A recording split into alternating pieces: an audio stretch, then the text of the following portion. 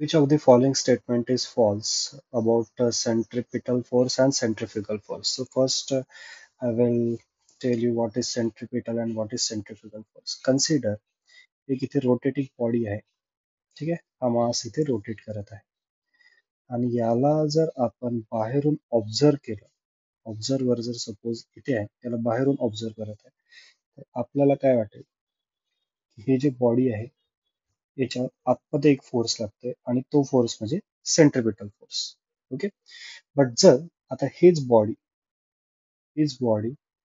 जर ह्या ऑब्जेक्ट मध्ये असेल, ठीक आहे, हीच बॉडी जर ह्या ऑब्जेक्ट मध्ये आपण तिथेच ठेवली, ठीक आहे, तर इथे आपल्याला जो फोर्स दिसणार आहे तो कुठला फोर्स असेल?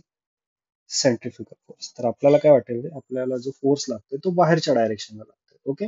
तर सेंट्रिपिटल आणि सेंट्रिफ्युगल फोर्स सेमच आहे. ओके. फक्त फ्रेम ऑफ रेफरन्स काय? आता रोटेटिंग फ्रेम मध्ये जर आपण असेल तर आपल्याला वाटेल की सेंट्रिफ्युगल फोर्स आहे आणि जर ग्राउंड फ्रेम मध्ये आपण असेल तर आपल्याला वाटेल की सेंट्रिपिटल फोर्स आहे. ओके. तर इथे आपल्याला विचारलं की कुठली स्टेटमेंट फॉल्स आहे. So magnitude are equal. Yes, this is correct. दोन्ही फोर्सेस सेमच आहे तर दोघांचं मॅग्निट्यूड काय सेमच राहायला पाहिजे.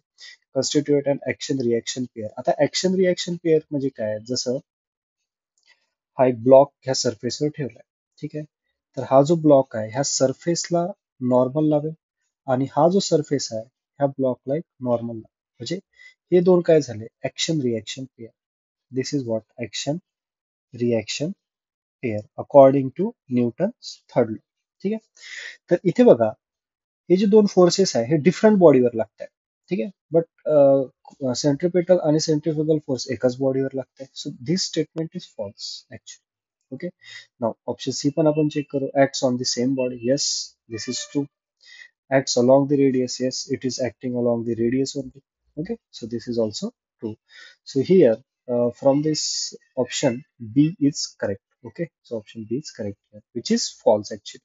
Okay, so which they are asking for.